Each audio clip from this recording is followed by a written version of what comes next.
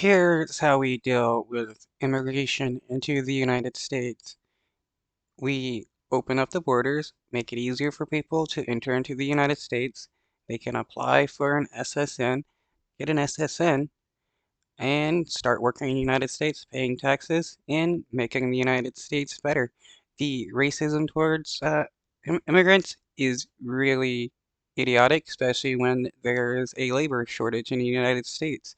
And people moving in to work will help fill up the labor shortage that we have. Thanks, I appreciate it. On the border, we're talking to CBP officials who say that they're resourced to deal with about half the volume of encounters that they're seeing, that smugglers are putting migrants more and more at risk by dropping them off in more and more remote locations.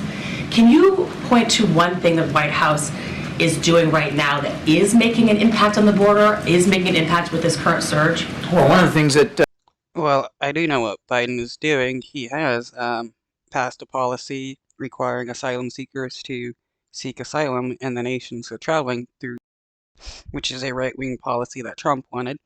And then he went to Canada and told Trudeau not to allow people to enter into the United States through the northern border.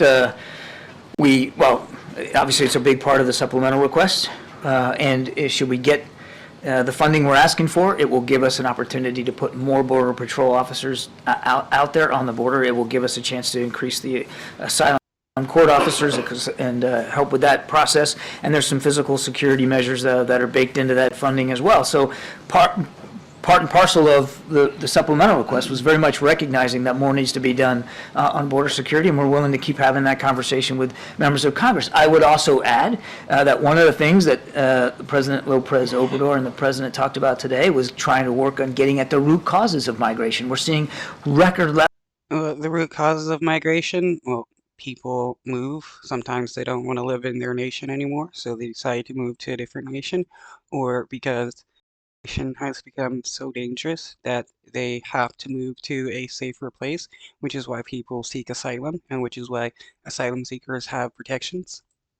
Levels of people. More people are on the move in this hemisphere than that's been the case since World War II. There's a lot of factors, and part of that is, of course, dealing with instability, political and domestic instability in the region. So the work that we did with Venezuela here, not just to get Americans back, but to get the Maduro regime to ascribe to certain electoral reforms, that's important. That's important to help get at some of the root causes of migration.